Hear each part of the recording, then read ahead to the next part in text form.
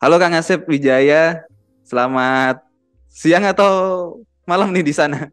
Iya, di sini pagi Mas Arits. Selamat pagi Oh, Mas oke. Arits dari Jepang. Oh iya, selamat pagi. Selamat pagi, bahasa Jepangnya apa Kang? Ohayo gozaimasu. Ohayo gozaimasu. Sekarang di sini di Jakarta ini 9:31. Kalau di Jepang? Hampir masuk makan siang. Sekarang jam 11:31. Oke. Oke, kerabat Nara ini adalah Kang Asep Wijaya, salah satu Widyaswara Narabahasa. Biasanya ngajar eh, jurnalistik ya Kang ya? Iya. Betul. Sa- Berita sama penceritaan data.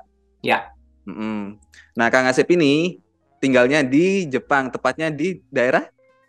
daerah nama prefekturnya, nama provinsinya tuh Kanagawa. Kalau nama kotanya Fujisawa, Mas Aris. Oke.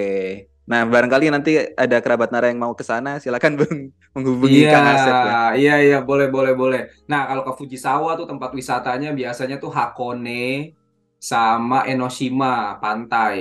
Nah, kedua-duanya Oh, tuh tempat wisata kalau alternatif selain di Tokyo. Biasanya orang-orang yang pelesir ke sini bosan Tokyo terus gitu. Nah, biasanya ngambil tempat tuh ke Kanagawa, ke Fujisawa ini, Mas Haritz. oh, berarti tempatnya Kang Asep tuh emang ini ya, apa tempat wisata gitu. Iya, Hmm. kebetulan banget waktu masa pandemi itu tempat saya tuh nggak jauh sekitar 1 kilo, 2 kilo tuh Sujido namanya. Itu jadi tempat paling favorit, tempat bermukim paling favorit di Jepang. Sujido. Pertama karena memang dekat ke pantai, yang kedua memang dekat ke Tokyo, ke arah Tokyo sangat dekat. Mau keluar dari Tokyo pun bisa juga ke Kanagawa, ke Fujisawa, ke Yokohama itu sangat dekat. Jadi Sujido itu salah satu atau yang peringkat pertama jangan-jangan peringkat pertama tempat paling populer untuk dimukimi, untuk ditinggali di Jepang. Oke, pasti enak banget tuh banyak banyak orang ya kan ketemu orang baru gitu. Iya, iya, iya, Iya. iya. Oke, kerabat Nara ini agak beda dari tanya-tanya soal TTS biasanya. Biasanya TTS narasumbernya datang langsung ke kantor Nara. Cuman kali ini karena narasumbernya dari Jepang, ini spesial banget. Jadi harus pakai Zoom ya. Harusnya Nara ke Jepang nih. Saya sih mau ya. Cuma nanti kantor entahlah mau biayain nggak. Oke, kali ini aku mau tanya-tanya ini Kang Asep soal bagaimana sih kehidupan Mhm, membaca sama menulis atau bisa kita katakan literasinya di Jepang tuh gimana mhm, kehidupan mhm, literasinya karena eh, Kang Asep udah lama di sana udah ngamatin kebiasaan orang-orang sana mhm, dan pastinya punya pandangan yang cukup untuk menilai mhm. gimana kehidupan literasi di Indonesia antara di Indonesia dan di Jepang gitu. Aku Ya. mau tahu dari perspektif Kang Asep soal di Mhm, sana. mhm, mhm, mhm, mhm. Oke. Nah, kalau boleh tahu nih, Kang Asep tuh dari di Jepang tuh udah berapa lama ya, Kang? Di Jepang tuh pertama kali masuk 2019 bulan Mei.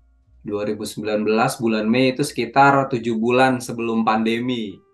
Jadi Oh, bersyukur betul masuk ke Jepang itu 6 bulan atau 7 bulan sebelum pandemi itu langsung masuk tuh 2019. Saya datang ke sini itu atas undangan istri. Jadi istri udah datang duluan ke Jepang, bekerja di Jepang sebagai perawat. Kemudian dia manggil keluarganya. Nah, oh, di Jepang tuh memungkinkan kalau perawat-perawat yang atau pekerja yang sudah tersertifikasi atau sudah lama tinggal di Jepang itu boleh manggil keluarganya. Nah, akhirnya saya terpanggil lah ke Jepang, meninggalkan pekerjaan dan karir yang ada di Indonesia, akhirnya langsung berkunjung ke Jepang dengan dua anak saya langsung, Mas Aris. oke. Oh ya, ngomong Kang Asep ini sebelumnya wartawan di Republika sama Kata Data ya, Kang? Ya, betul. Jadi Oke. saya lebih senang memang dipanggil jurnalis atau wartawan meskipun memang durasi kerja paling banyak itu di pemerintahan tapi kayaknya lebih asik kalau misalkan dipanggil wartawan atau jurnalis deh. Iya, iya. Nah, itu berarti karir yang sebagai wartawan atau jurnalis itu ditinggal ya karena ngikutin istri ke Ya, Jepang. iya, iya, iya, betul, betul. Meskipun eh, ditinggal di Indonesia, tapi beruntung saya masih bisa nulis-nulis juga, Mas Arits. Mm-mm. Nulis berita seputar Jepang, nulis artikel perjalanan, hiburan seputar Jepang itu untuk beberapa media yang ada di Indonesia.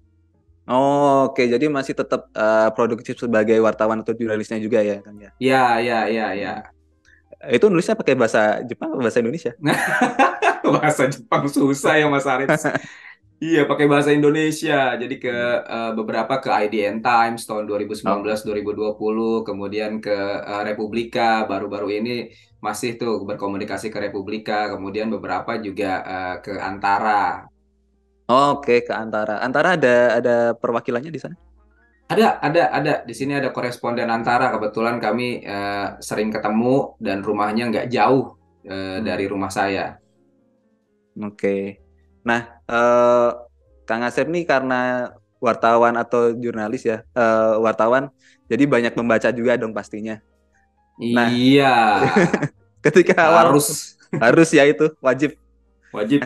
Ketika awal pindah ke Jepang, Kang Asep tuh kebingungan nggak soal milih bacaan apa gitu di Hmm, sana? hmm. Iya, iya. Iya, karena apa ya, dunia baru ya, kalau misalkan pertama kali masuk ke Jepang tuh kayak dunia baru, negara baru, karena memang aksaranya juga berbeda dengan aksara yang biasa kita pakai. Kemudian juga bahasanya udah pasti berbeda gitu. Dan para penulisnya juga pasti berbeda juga tuh. Dan saya belum pernah kenalan sama penulis-penulis Jepang sebelumnya. Meskipun nama Haruki Murakami di Indonesia, kalau saya sering datang ke toko-toko buku bahasa Inggris yang ada di Indonesia, Kinokuniya di mana tuh di sekitaran Sudirman, kemudian juga beberapa toko buku berbahasa Inggris itu saya tahu Haruki Murakami, tapi saya nggak pernah baca bukunya gitu. Apalagi penulis-penulis Jepang lain gitu. Nah, saat datang ke sini ya, saya kebingungan nih kalau misalkan baca buku sastra, baca siapa ya gitu. Nah, beruntung di sini di Tokyo itu ada namanya ada Kinokuniya, itu khusus buku-buku asing, terutama buku berbahasa Inggris. Jadi kalau saya lagi penat, pusing dengan aksara-aksara Jepang, akhirnya saya bisa datang tuh ke Kinokuniya di Tokyo, itu di Shinjuku, itu isinya semua buku-buku berbahasa Inggris termasuk buku terjemahan. Sampai akhirnya Hmm. saya ketemu tuh ada satu karya Haruki Murakami dan akhirnya saya mulai berkenalan sama karya-karyanya Haruki Murakami, terutama cerita-cerita pendeknya. Dari situ baru wah ternyata seru juga ya apa namanya karya-karya sastra Jepang gitu. Terutama karya sastra Haruki Murakami, dari situ mulai beli satu-satu dan suka deh tuh sama karya-karya Jepang. Oke. Tapi itu bahasanya bahasa Inggris ya. Betul, masih bahasa Hmm. Inggris. Saya pernah beberapa waktu lalu 3 bulan saya ke dokter gigi terus tuh Mas Arits, dan kebetulan dokter giginya bisa berbahasa Inggris dan suka sastra.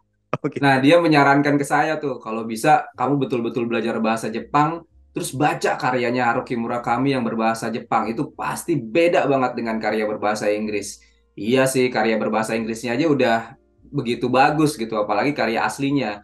Dan penerjemah kalau penerjemah karya-karya besar di Jepang itu biasanya tuh penerjemah yang berasal dari kalangan akademisi. Jadi Hmm. profesor, S3 gitu. Jadi bukan penerjemah yang memang berprofesi sebagai penerjemah, tapi profesi intinya akademisi, tapi memang dia tuh suka sama penerjemahan dan akhirnya penerjemahnya tuh banyak yang memang akademisi dan profesor biasanya. Nah, karya Murakami itu juga diterjemahkan oleh profesor. Jadi saya meyakini, wah ini pasti karya terjemahannya ini lama nih diterjemahkannya dan memang karyanya karya-karya bagus gitu. Penerjemahannya pun bagus. Jadi saya baca buku karya berbahasa Inggrisnya aja udah keren, apalagi versi bahasa Jepang mungkin akan lebih keren lagi deh. Iya, iya. Karena memang lebih enak membaca dalam bahasa aslinya ya. Ada beberapa Iya, ungkapan yang emang cuman ada di bahasa itu doang gitu. iya benar benar benar. Tapi akhirnya baca-baca yang bahasa Jepang mulai kapan, Kang Yusuf? Sejak pertama masuk tuh 2019 saya udah coba, wah kalau misalkan saya tinggal di Jepang tapi saya nggak pernah baca karya-karya sastra Jepang kayaknya sayang nih gitu. Hmm. Akhirnya saya udah mulai deh, oh, udah deh saya mulai dari Haruki Murakami aja dulu deh gitu.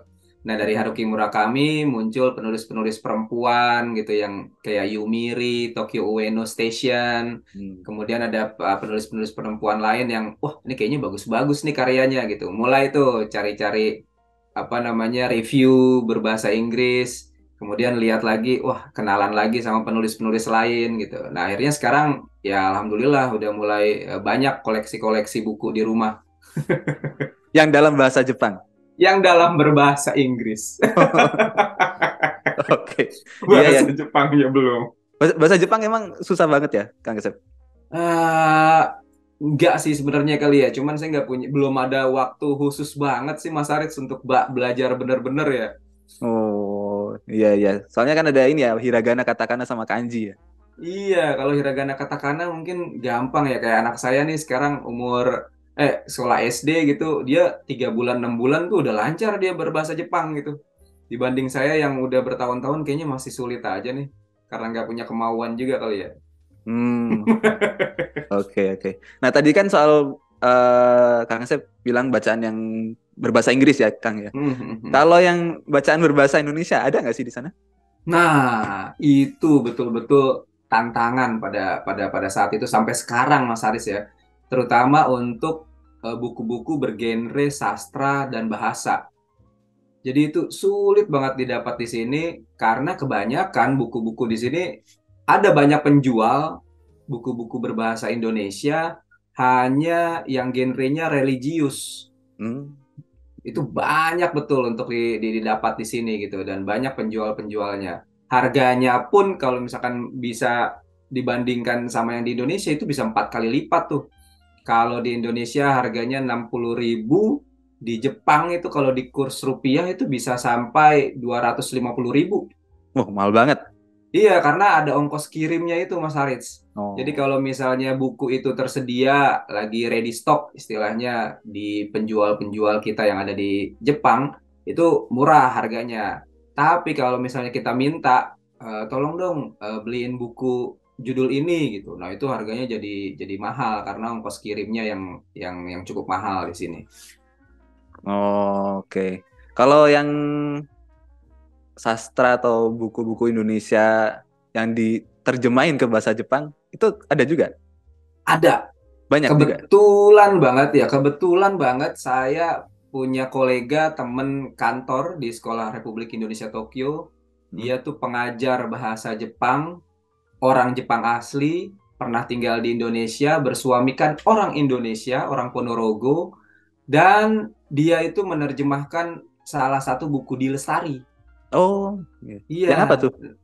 kalau nggak salah filosofi kopi atau yang setelahnya ya, saya lupa. Oh, Gitu. oke. Jadi bekerja sama dengan kampusnya, saya lupa kampus Keio atau kampus apa gitu. Jadi bekerja sama dengan kampus. Nah, dia adalah salah satu penerjemahnya yang membantu menerjemahkan buku tersebut.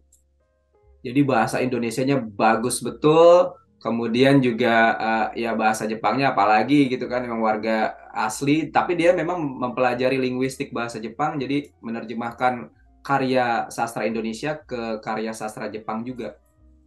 Ada, ada, Hmm, ada. oke.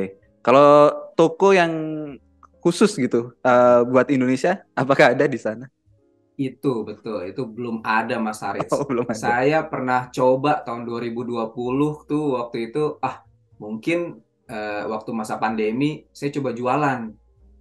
Saya coba jadi reseller aja ya, jangan-jangan ya. Saya coba kontak beberapa penerbit di Indonesia, misalnya Margin Kiri. Ah, ya. Saya coba ambil karya-karya Margin Kiri dan saya perkenalkan. Kemudian waktu itu Moui Pustaka, Ya. penerbitnya Eka Kurniawan, itu baru pertama kali menerbitkan buku. Ini saya udah siapin nih buku-bukunya yang punya saya. Waktu itu Angsa Liar. Ini Oh, buku-buku oke. pertamanya yang diterbitkan sama Eka Kurniawan itu. Nah, itu saya beli pertama dan saya beli agak banyak waktu itu, Moe Pustaka dan buku-buku terbitan Margin Kiri. Waktu itu saya coba jual via Facebook. Di sini cukup banyak komunitas-komunitas Indonesia yang ada di Facebook. Banyak betul dan cukup aktif dan jadi tempat tanya jawab tuh semua permasalahan orang Indonesia yang ada di Jepang. Salah satunya untuk jualan juga, buka lapak. Akhirnya saya coba jualan di situ, laku tuh, cukup laku gitu, Hmm. cukup laku dan ternyata oh banyak ya peminatnya ya. Saya nggak menyangka ternyata ada 1 2 orang Jepang yang berminat belajar bahasa apa namanya, yang berminat baca karya kita tuh ada juga yang beli gitu. Hanya karena memang waktu itu ya pandemi dan saya juga harus kerja paruh waktu, akhirnya apa namanya nggak sampai dilanjutkan lagi. Jadi betul-betul memang toko-toko kita yang ada di Indonesia bukan berupa toko, hanya lapak online ya, lapak Hmm. daring ya kayaknya ya. Dia mengiklankan via Facebook, kemudian terkenal dari mulut ke mulut gitu. Jadi kalau misalnya saya perlu buku ini nih, nah coba kontak 1, 2, 3 disebutkan nama-namanya, terus nanti mereka yang pesen gitu. Nah, tapi Oke. memang berupa toko belum ada. Hmm. Jadi sebenarnya itu adalah prospek yang menjanjikan juga ya, bikin toko baca Betul, Indonesia. betul. Saya terbayang Mas Arits dalam waktu dekat ini kayaknya saya akan realisasikan tahun 2024 ini nih saya akan bikin semacam toko kecil ya, buka lapak gitu apa untuk karya sastra dan bahasa lebih spesifik itu aja sih. Jadi saya mau coba ambil buku-buku karya sastra Indonesia, kemudian buku-buku bahasa karena prospeknya sangat bagus terutama BIPA Hmm. apa bahasa Hmm. Indonesia untuk penutur asing itu sangat perlu tuh buku-buku berbahasa Indonesia. Kemudian juga karya-karya sastra kita juga mau kita perkenalkan karena di sini pun sering ada festival Mas Harits. Oh. Tapi saya dari festival yang saya kunjungi saya nggak pernah ngelihat ada yang buka lapak buku di situ gitu. Hmm. Itu sebetulnya sangat prospektif buat ya mungkin ada warga Indonesia juga yang tinggal di Jepang yang menonton tayangan ini juga siapa tahu juga bisa kolaborasi ya untuk bikin lapak buku di festival-festival Indonesia. Harusnya tuh ada tuh. Tapi dari festival yang saya datangi belum pernah saya melihat ada yang buka lapak Oh, buku. oke. Nanti bisa ya kerabat Nara yang mungkin tinggal di Jepang atau mungkin ingin pindah ke Jepang. Nanti Ah iya. kontak-kontakan sama Kang Asep bikin toko buku bahasa Indonesia. Iya iya iya. Oke. Nah, ngomongin buku nggak lepas sama budaya baca juga ya, Kang. Ya. Nah, sejauh pengamatan Kang Asep nih di sana selama mulai dari 2019, gimana sih budaya baca masyarakat Jepang? Wah, itu sama kayak kita ngemil ya, kayak kita makan makanan ringan di jalan. Kalau Hmm. di Indonesia di zaman 2019 ke belakang, saya nggak berani kalau misalkan bilang 2019 sekarang ya 2019 ke belakang, waktu saya tinggal di Indonesia sih orang ngemil makan sambil jalan itu banyak. Makan di tempat transportasi umum tuh banyak, makan minum gitu di bus Transjakarta misalnya atau di kereta atau sambil nunggu kereta di stasiun tuh banyak. Nah kalau di Jepang itu makan minum tuh nggak ada yang makan minum Oh. saat berjalan, tetapi mereka melakukan kegiatan baca buku Hmm. dan bukunya itu yang disampul kertas gitu Mas Arits. Jadi nggak kelihatan ini lagi baca buku apa ya. Jadi saya nggak bisa kepo tuh. Kalau misalkan Oh. di Indonesia kan kita pembaca-pembaca buku kita biasanya nggak disampul dan memang bagus sih memang ya. Kita jadi pamer literasi deh, pamer buku gitu ya. Heeh. Jadi makin keren buku itu makin digedein gitu kan sampulnya saat dibaca gitu. Makin direntangkan tuh buku. Jadi kalau di Jepang itu mungkin karena ya privasi pertama, kemudian juga memang supaya nggak mengganggu orang juga, jadi akhirnya disampul bukunya dan banyak banget yang baca buku, banyak banget yang baca buku. Jadi kalau misalkan saya sering ngintip, kalau misalkan naik kereta tuh sering ngintip baca buku apaan sih gitu. Ya mereka kebanyakan ya baca buku sastra, banyak Hmm. tuh yang baca-baca buku sastra, banyak banget buku sastra, buku kecil-kecil sastra kayak gitu. Jadi rapi banget lipatan dia, mereka nggak melipat buku mereka. Jadi kalau misalkan udah selesai, mereka ada semacam resi ya, kayak kertas bekas belinya dia, terus ditempelkan jadi pembatas buku gitu. Nah itu udah tuh dimasukkan lagi ke tas, udah jalan lagi. Jadi betul-betul aktivitas baca tuh udah kayak ngemil kalau misalnya di Jepang. Oh iya iya. Dan itu Ya didominasi anak muda atau merata sampai orang tua juga? rata, Oh rata rata. banget. Justru malah orang tua lebih banyak membaca buku. Oh. Anak muda baca buku tapi lewat gawai, lewat ponsel mereka. Kemudian yang dibaca itu sebagian besar tuh komik atau manga. Hmm, iya Itu iya. banyak banget komik-komik yang apa namanya yang dibaca sama mereka gitu. Jadi saya ngeliat, oh ternyata cerita bergambar tuh paling laris ya. Dan saya tadinya menduga cuma anak-anak muda nih. Nah, belakangan di kereta yang saya tumpangi, kalau pagi-pagi kan banyak orang tua, pekerja-pekerja tuh, terutama yang tinggal yang komuter dari Kanagawa ke Tokyo. itu bukanya tuh itu cerita bergambar, komik. Jadi Hmm. sekarang orang-orang tua tuh pada punya tablet semua, punya sabak semua yang lebih besar.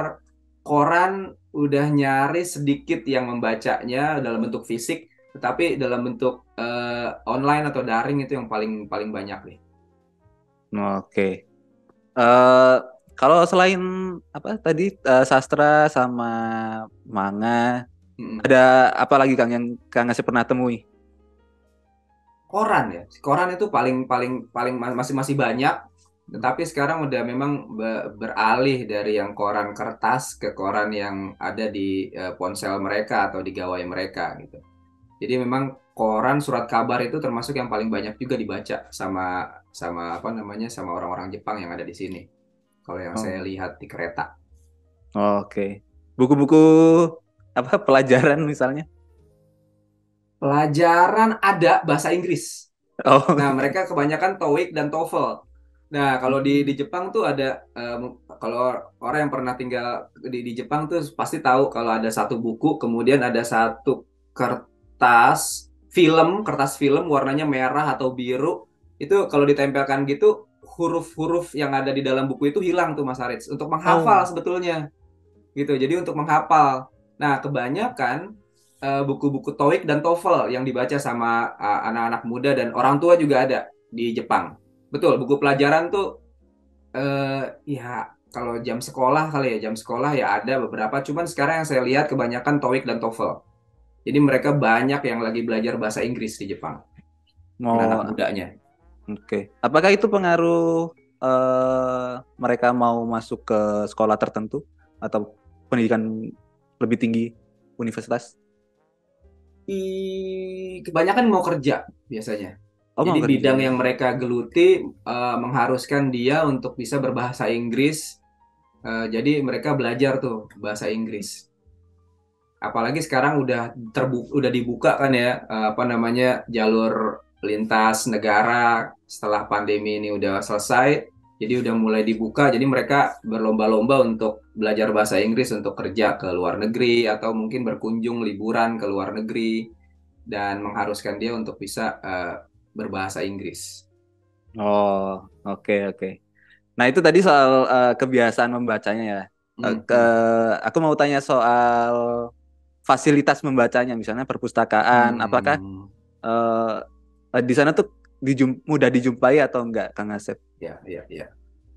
Wah, perpustakaan di sini gampang banget di setiap sangat gampang banget di setiap kecamatan ya. Kita punya istilahnya kantor kecamatan, kantor kelurahan, itu pasti ada perpustakaan ya, Mas Aris. Oh. Entah di dalamnya atau di sebelahnya.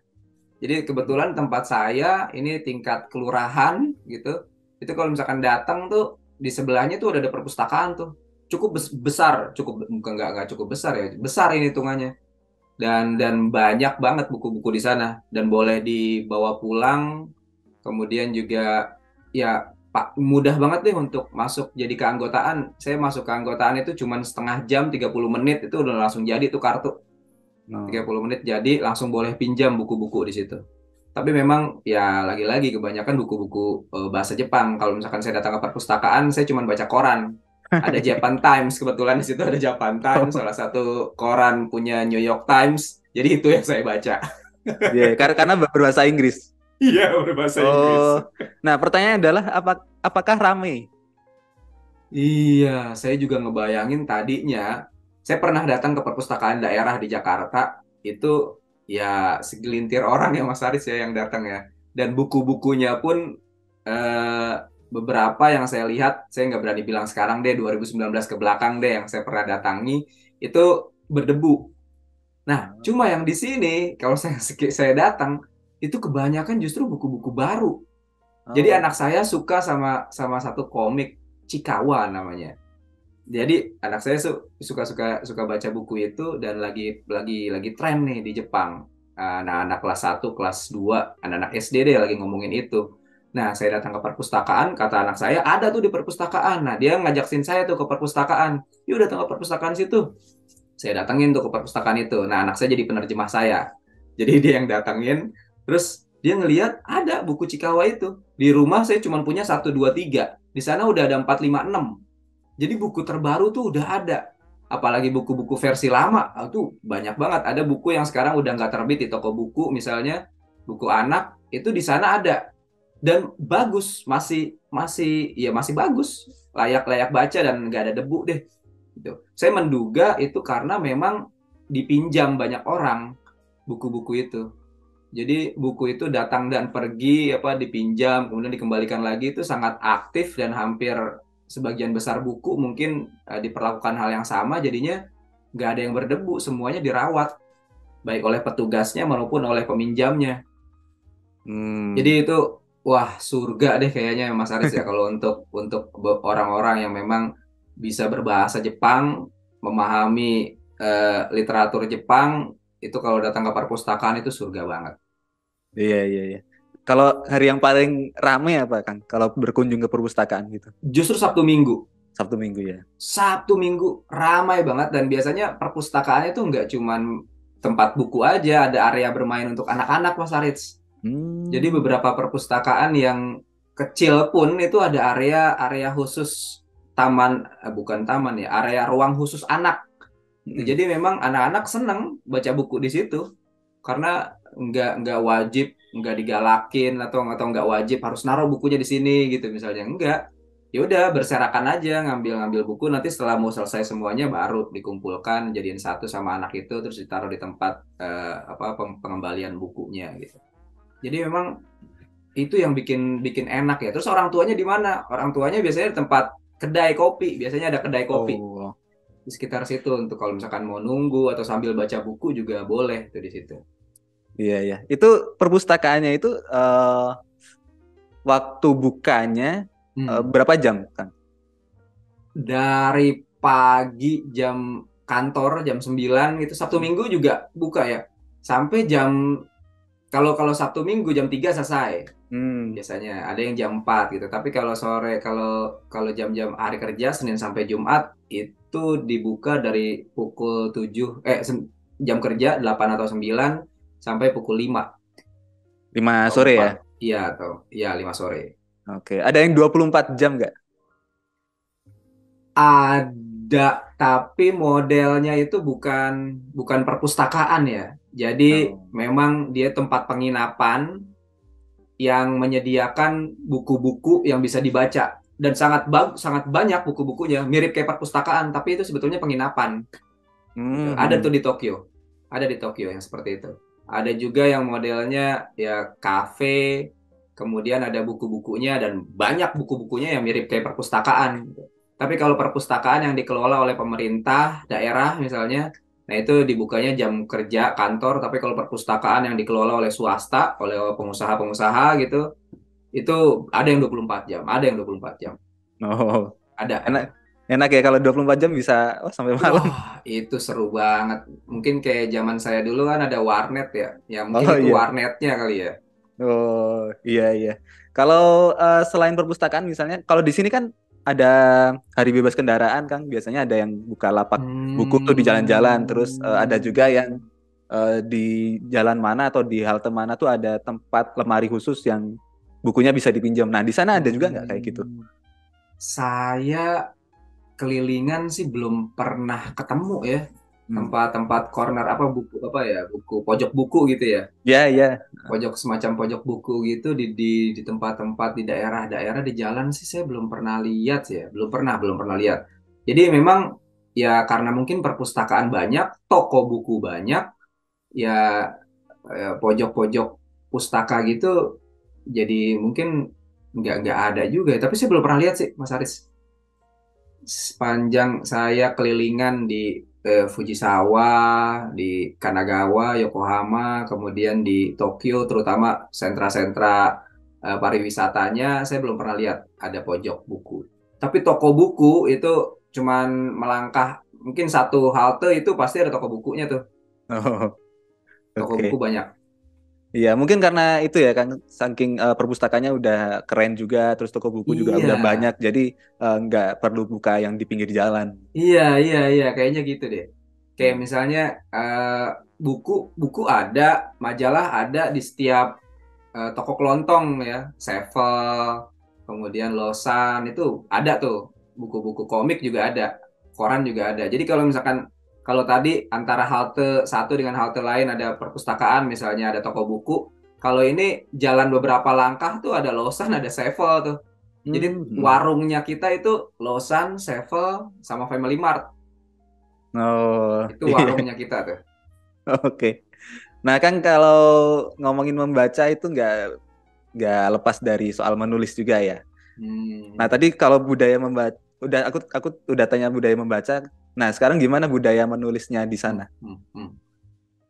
Ini memang betul ya. Kalau misalkan tingkatan bahasa itu kan kita ada menyimak, kemudian berbicara, lalu ada Hmm. membaca, kemudian ada menulis. Nah ini di sini cukup lengkap kayak gitu Mas Arits. Hmm. Jadi memang selain membaca, ini siswa nih diwajibkan juga untuk menulis. Nah anak saya nih meskipun masih belum belum apa ya belum dipaksa untuk nulis catatan harian atau diary, tapi dia udah dilatih untuk kayak bikin cerita bergambar gitu. Kemudian nanti dikomentari oleh gurunya gitu. Memang tradisi menulis di sini sangat terpelihara. Pekerja-pekerja aja itu semuanya megang buku agenda. Hmm. Istri saya meskipun dia perawat gitu kan, ngapain bawa buku agenda kan dia nggak ngantor gitu kan. Kerjaan dia pakai fisik gitu. Tapi dia harus punya buku agenda itu setiap tahun dia beli. Dan Oh. itu ditulis semacam agenda. Kalau kita kan ya ngapain orang udah ada ponsel pakai di ponsel aja gitu. Tapi Hmm. enggak. Kalau buat mereka justru itu seninya di situ gitu dibilang. Dengan menulis kalau menurut istri saya itu justru lebih ingat ketimbang dia ngetik di ponsel. Jadi Oh. terus dia jadi memperkaya juga kemampuan dia berbahasa Jepang lewat kanji dan sebagainya gitu dan jadi makin terus ingat dengan tulisan itu. Jadi emang tradisi nulis di sini betul-betul terpelihara termasuk orang-orang kantornya. Semua buku agenda kalau misalkan di toko buku itu mungkin buku agenda di kita toko buku kita mungkin 2019 ke belakang zaman saya sih udah nggak ada tuh. Sedikit deh buku agenda, tapi di sini setiap tahun itu pasti banyak buku agenda dengan berbagai macam variasinya. Dan mereka menuliskan semua janji-janji termasuk beberapa mungkin yang nulis catatan harian mungkin juga ada. Oh, oke. Jadi kalau tradisi menulis itu iya terpelihara banget di sini. Oke. Menulisnya itu apakah masih dominan dalam tulisan yang ya nulis aktivitas ini atau mengetik? Masih nulis pakai pulpen, Oh, masih pakai pulpen. masih pakai pulpen. Kalau di pokoknya toko buku di sini itu selalu ada stationery, ada toko apa namanya alat tulis, pasti ada deh bagian stand alat tulisnya itu. Jadi masih menggunakan kertas, buku dan menggunakan pena pulpen. Mereka nulis itu semua. Apalagi kalau misalkan siswa-siswa sekolah itu kalau liburan setelah saya liburan tuh mereka harus menuliskan cerita liburannya dia di situ. Anak saya juga kena tuh. Dia Hmm. harus ditulis cerita liburannya dia kemana aja, ngapain aja gitu. Nah dia harus tulis pakai tulisan tangan itu. Oke, walaupun memang ada ya yang terbiasa nulis dengan cara mengetik gitu. Iya, masih ada sih yang ngetik ada. Cuma memang lebih banyak saya lihat itu masih menggunakan buku dan menggunakan pulpen. Oke, oke. Eh, nah, secara umum tulisan jenis apa aja yang ada di sana, Kang? Yang populer deh. Hmm, hmm, hmm. Oh, komik sih ya. Komik Oke. banyak banget. Manga tuh banyak banget. Jadi memang industrinya saya dulu cuma ngebayangin industrinya ya paling sedikit ya karena mungkin nonton dari Indonesia kan Doraemon, Naruto gitu-gitu aja ya. Hmm, ya. One Piece gitu. Itu kan yang populer, tapi ternyata banyak banget varian-variannya itu untuk manga dan apa namanya stand bagian corner buku untuk manga itu untuk komik tuh lebih banyak ya ketimbang mungkin bahasa atau sastra dan lebih banyak itu komik. Hmm, Banyak oke. banget. Dari mulai komik untuk anak kecil, tingkat SD, remaja, sampai dewasa ada. Oh, iya, iya. Pembagiannya bisa sampai tingkat usia kayak gitu. Nah, oke. Kalau novel Kalau novel genrenya apa Kang biasanya yang dijumpai di sana? Misteri. Oh, misteri ya? Ya, misteri itu banyak banget dan cukup populer di sini karena memang ada penghargaannya untuk misteri ini. Jadi sangat Oh. sangat populer untuk misteri. Kayak detektif gitu ya. Mm. Cerita-cerita detektif, cerita misteri, pembunuhan, thriller juga. Jadi cukup cukup populer di sini yang semacam itu. Oke. Kang saya pernah pernah baca cerita-cerita ini detektif yang dari sana? Pernah baca satu satu cerita misteri. Kok saya lupa ya nama judul buku. Oh, sebentar, saya punya ini. Ada judul bukunya itu bagus banget buat saya sih bagus banget sih. Di Aosawa Murders Riku Onda. Nah, Hmm. ini salah satu karya misteri yang pernah dapat penghargaan, kemudian diterjemahkan ke bahasa Inggris dan ceritanya itu bagus banget. Kalau kalau kita kan senang sama cerita-cerita yang mencari pelakunya ini siapa. Tapi Mm-mm. di novel yang ini dan kebanyakan ada juga banyak juga cerita-cerita yang modelnya seperti ini di Jepang. Jadi pelakunya nih kita udah menduga siapa. Tapi Oh. justru yang kita mau tahu motif dia melakukan itu apa sih gitu. Jadi di buku di Aosawa Murders ini pelakunya udah kelihatan, yang diduga itu udah kelihatan, perempuan yang polos. Tapi kita jadi penasaran kan motif apa yang bisa bikin si perempuan polos ini bisa jadi monster yang menakutkan yang bisa membunuh satu keluarga besar dalam sebuah pesta perayaan ulang tahun. Oh, oke oke. Nah, motif itu tuh yang dicari. Nah, menariknya memang karya-karya sastra Jepang untuk bergenre misteri itu di situ, di motif.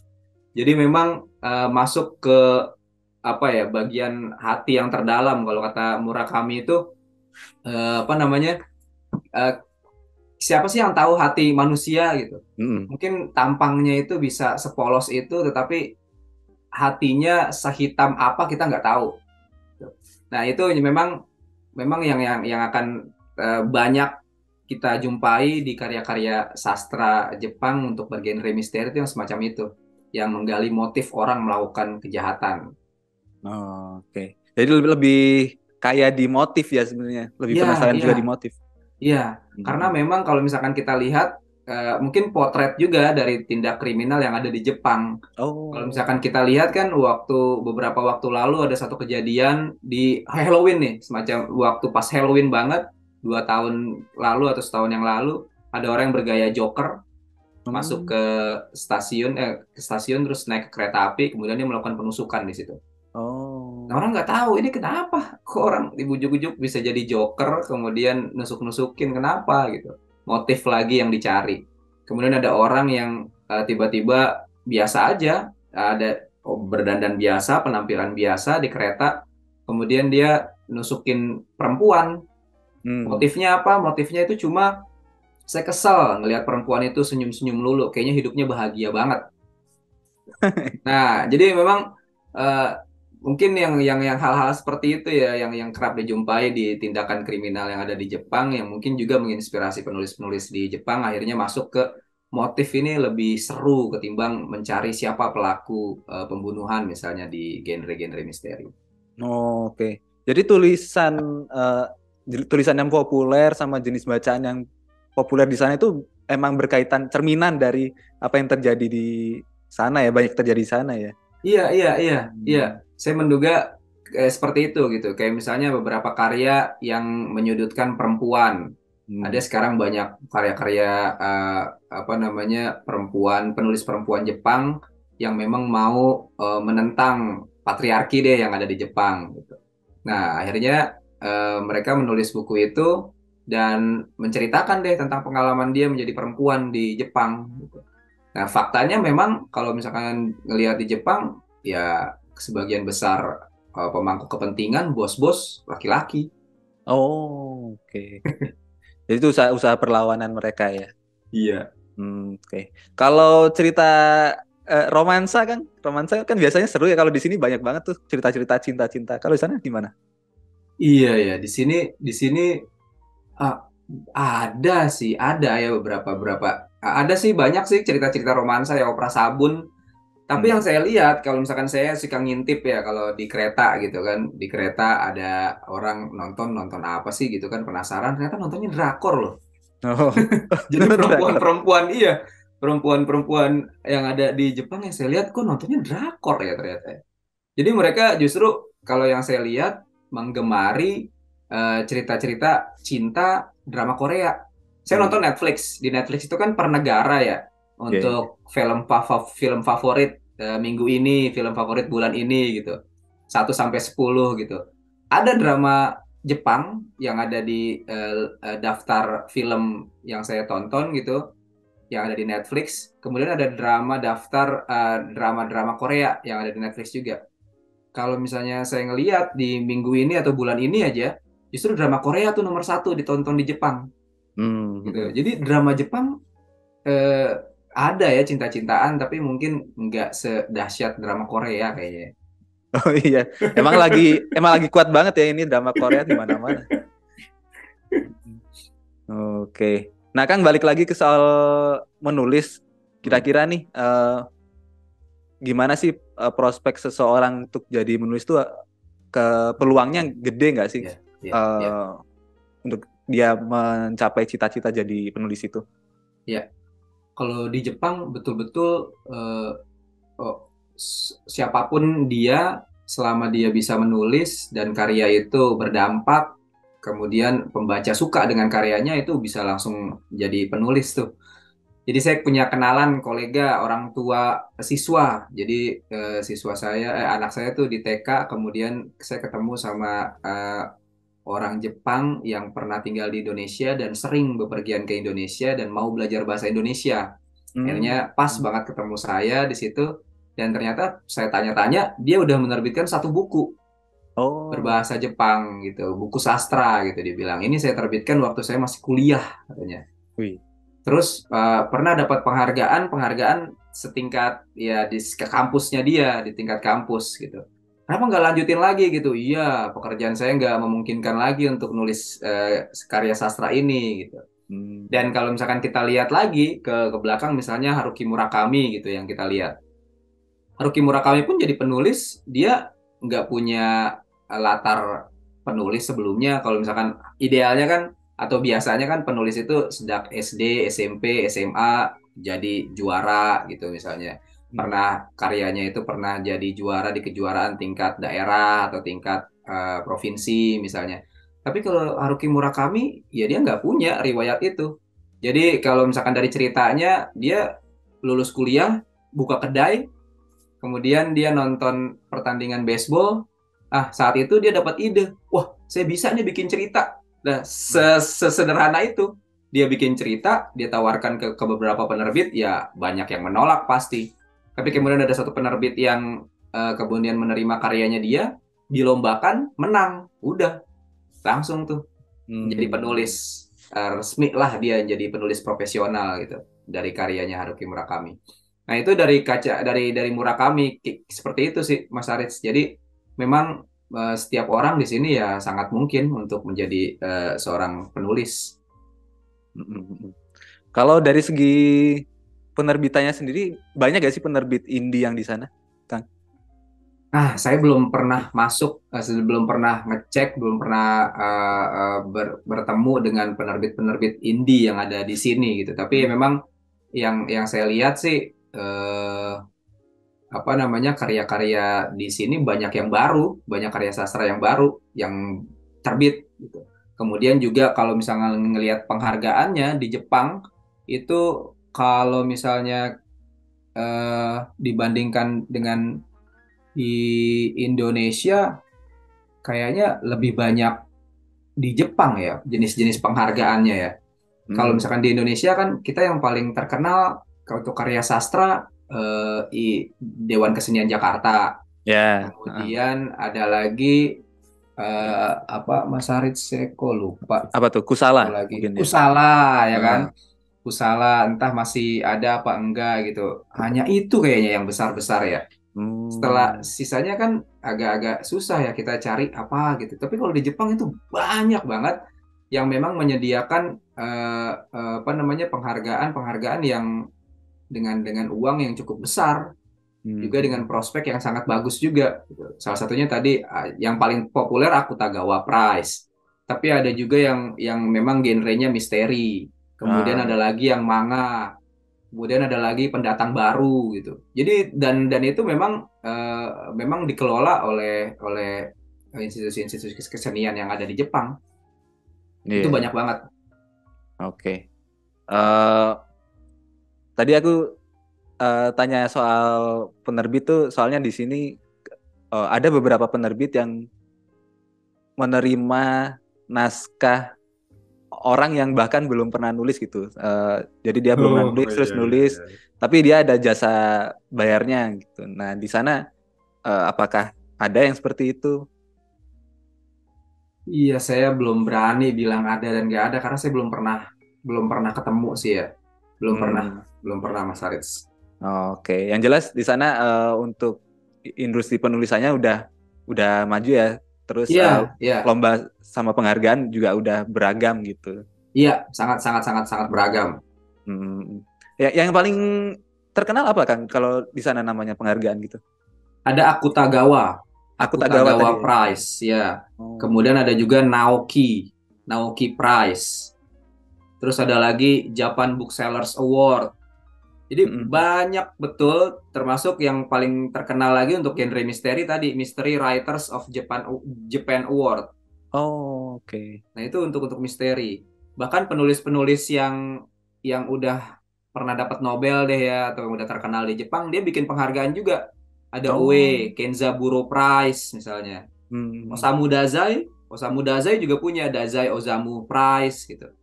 Jadi penulis-penulis yang udah besar di Jepang mereka bikin apa namanya penghargaan juga. Oke. Itu ada ciri khususnya nggak, Kang? Misalnya antara apa tuh namanya tadi Naoki sama Mm, mm, mm. Utagawa. Akutagawa. Akutagawa itu Ya, ada ya. naskah khasnya nggak? Ya, iya betul. Ada. Akutagawa Prize itu betul-betul harus ada unsur atau kultur Jepang yang masuk di situ. Ah. Murakami nggak pernah dapat Akutagawa Prize. Oh, masa? Keren itu. Nggak pernah dapat. Karena dia terlalu barat karyanya. Jadi Oh. dia nggak diterima di kalangan Jepang. Mm. Kalau misalnya baca lebih lanjut Murakami itu editor-editor sastra atau para pengkritik sastra di Jepang itu nggak suka tuh karya-karya Murakami. Terlalu ke Oh. barat-baratan gitu. Jadi nggak pernah dapat karya apa penghargaan bergengsi di Jepang Haruki Murakami itu. Dia Iya. cuma dapat penghargaan-penghargaan yang memang ya nggak bergengsi, yang mediocre gitu. Yang dia pernah dapat penulis penulis rising star gitu, penulis baru datang pendatang baru misalnya itu cuma itu. Tapi untuk penghargaan besar sama sekali nggak pernah dapat Haruki Murakami di Jepang. Oke. Kalau kayak ini di Indonesia tuh ada penghargaan sastra, bacanya gimana ya? Rancake itu untuk karya sastra bahasa daerah. Nah, apakah di sana juga ada Hmm, yang mirip kayak gitu? ada ya, harusnya sih ada ya. Kalau misalkan kita ngelihat beberapa apa namanya nama-nama award yang ada di sini, ada deh Mas Arits. Hmm, Ada. oke. Eh, ada nggak sih kan kita kenalnya bahasa Jepang aja ya, Hmm. Kang Asep. Hmm, hmm, hmm, Tapi hmm, hmm. sebenarnya ada nggak sih bahasa daerah di Jepang Ya, gitu? ya. Saya belum mendalami itu, tapi kalau kata istri saya itu ada logat, ada Ah. ada aksen, kemudian juga kosakata-kosakata yang cukup berbeda. Misalnya apa namanya bahasa yang digunakan di Okinawa. Okinawa itu salah satu daerah tropis yang ada di Jepang Mm. dan tempat apa home base-nya tentara-tentara Amerika biasanya di situ. Itu punya aksen, punya kosakata yang cukup berbeda, bahkan struktur kalimat yang katanya cukup berbeda dengan apa yang ada di Tokyo misalnya. Ah. Jadi ada beberapa, tapi memang nggak sebanyak kita ya di Indonesia, nggak sekaya kita. Tapi katanya ada beberapa perbedaan kosakata, struktur kalimat, bahkan memang semacam bahasa daerah di beberapa daerah yang ada di Jepang itu ada juga. Oke, jadi lebih banyak ke dialek ya mungkin ya. Iya, iya, iya, dialek ya, dialek, dialek Mas Harits itu. Oke, oke. Nah, Kang, ini aku kayaknya ini pertanyaan terakhir deh. Hmm, hmm, hmm. Eh, Setelah tinggal cukup lama di Jepang, eh, gimana Kang Asep membandingkan budaya literasi antara di Indonesia sama di Jepang? Iya, iya. Wah, pertama akses terhadap buku. Untuk di Jepang, akses terhadap buku itu sangat mudah. Hmm. Harganya pun sangat murah, Mas Harits. Jadi Oh, kalau misalnya komik, saya membayangkan, saya kira dengan kurs Jepang, dengan harga, apa namanya, kita kan dibayar per jam ya di Jepang, itu satu buku itu sama dengan setengah jam kita kerja. Kita bisa oh, beli satu buku itu dengan setengah jam kita kerja. Tapi kalau misalkan di Indonesia, kalau misalnya saya coba membayangkan 1 jam saya dibayar misalkan 30.000 misalnya di Indonesia. hmm. Itu saya harus ngumpulin 3 jam tuh untuk bisa dapat buku terbaru misalkan atau apalagi bukunya Lela Hudori yang terbaru misalnya Nah, harganya 100.000 ke atas, itu saya perlu 4 jam tuh untuk beli buku tersebut gitu. Sementara kalau oh, di Jepang setengah jam kita udah kerja, kita bisa dapat buku-buku terbaru. Jadi cukup murah harganya. Akses hmm. terhadap buku juga gampang. Kalau nggak punya uang, kita bisa ke perpustakaan dan bisa pinjam gitu. Terus kebudayaan apa kultur yang paling penting lagi selain tadi akses terhadap buku, kebiasaan membaca buku. Hmm. Jadi anak saya kelas 1 SD itu wajib membawa pulang buku di perpustakaan sekolah seminggu sekali. Oh, Wajib. Itu wajib banget. Dan dia harus baca. Setelah baca nanti dia harus ceritain tuh buku apa di hmm. kelas katanya. Jadi dia harus baca. Ya mau nggak mau dia harus baca. Dan dia ngambil buku-buku yang dia suka. Kadang-kala dia minjem buku yang sama dalam 2 minggu atau 3 minggu.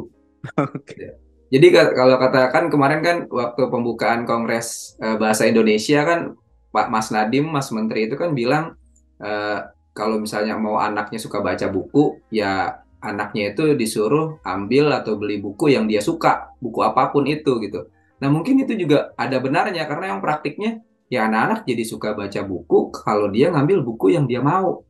Bahkan dia Hmm. ngambil 3 kali, 2 kali buku yang sama itu di minggu yang berbeda gitu. Jadi aman-aman aja gitu akses terhadap buku, pembiasaan terhadap literasi itu di sini memang benar dibiasakan sejak kecil gitu. Yang ketiga memang suasana, Hmm. suasana literasinya itu benar-benar terasa. Kalau misalnya saya tadi membayangkan baca buku di sini kayak ngemil, ya iya memang kayak gitu. Jadi bukan hal yang istimewa, bukan hal yang harus dibanggakan, karena yang ngemil ini cuma ngemil gitu. Jadi nggak harus sombong gitu kan punya buku ini, lagi baca buku ini gitu. Nggak ada yang dibanggakan, ya biasa aja gitu. Jadi emang suasana itu mengharuskan kita saat di kereta, saya dulu ngebayangin berisik atau banyak orang ngobrol atau ngomongnya kencang-kencang itu sama sekali.